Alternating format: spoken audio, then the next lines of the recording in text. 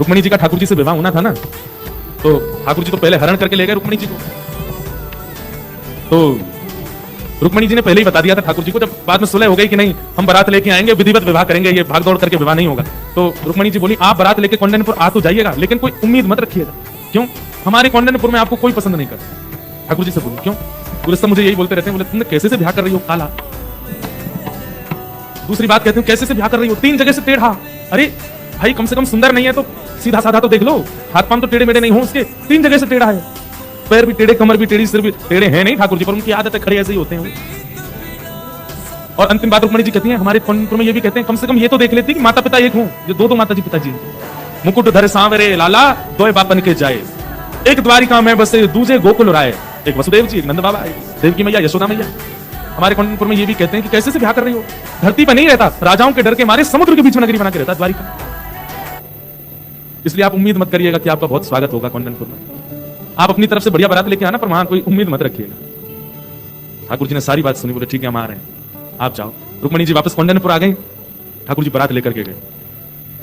आज ठाकुर जी एक तो सुंदर हैं, अब जिसने नहीं देखा वो बोलता है कि काले हैं, टेढ़े हैं, जो देख लेता है फिर वो उन्हीं के गुण गाता है।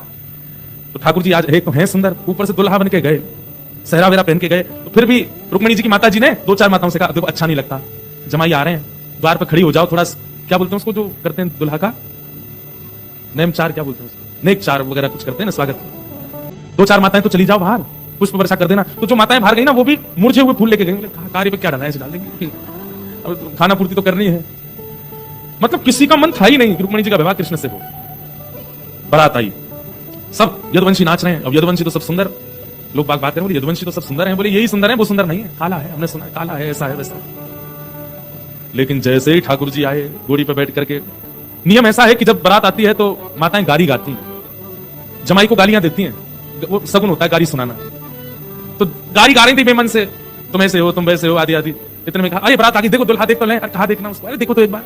जैसे ही उन्होंने ठाकुर जी को देखा, हमारे ठाकुर जी एक तो सीधे सीधे दिख जाए तो ठीक भी है, लेकिन जबरदस्ती ऐसे मुख करके तिरछी नजर से अगर देखें कटाक्ष नेत्रों से तो हालत ही खराब हो जाती है। जबरदस्ती उन गोपियों को ऐसे ही देख रहे हैं जो कौंडिन्यपुर की इनकी सालियां बनने वाली हैं, उनको ऐसे ऐसे करके ऐसे कटाक्ष नेत्रों से देखें और ऐसे अपने नेत्रों को घुमावें, बस वो नेत्र देख करके सबकी जीभ पलट गई। और जो गारी ठाकुर जी को देनी थी वो रुक्मणी जी के पिताजी को देने लगी सब।